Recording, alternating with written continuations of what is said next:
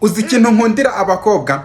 Wari wabona nka video umusore aho agenda akajya ahantu agasanga nk'itsinda ry'abakobwa yarangiza akajya babaza ikibazo ngo mbese umusore agomba kubakorera amafaranga ngahe byibura mu mwaka cyangwa ku kwezi kugira ngo uwo musore ube wakundana nawe mube mwateretana.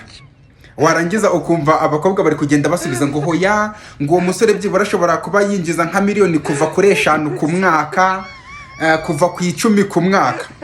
Uriya muntu ubaza biriya bibazo uzi ikibazo atajya abaza bariya bakobwa?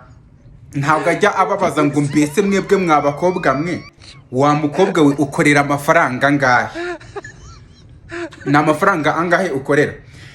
Noneho uriya musore aramutse agiye akabwira bari abakobwa ngo abahereze challenge, akabahereza challenge avuga ati wowe noneho umwaka mu gihe kingana n'umwaka cyangwa se nidushake dufate ku kwezi ugiye kujya uba bariya bakobwa bari bubona mwazira video byibura ukorera 300 buri kwezi, ubwo mu gihe kingana n'umwaka ubugwije ayo mafaranga. Ariko akabaherezamo akantu batagomba, akavuga ati ayo mafaranga muzayakorere utaryamanye n'umugabo, mbese ari amafaranga ukoreye mu kazi kawe.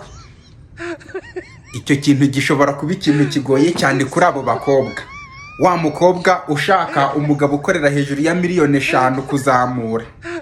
Ariko iyo babonye ku mbuga nkoranyambaga baba ari aba entrepreneur, aba ari abanya business, baba ari bande.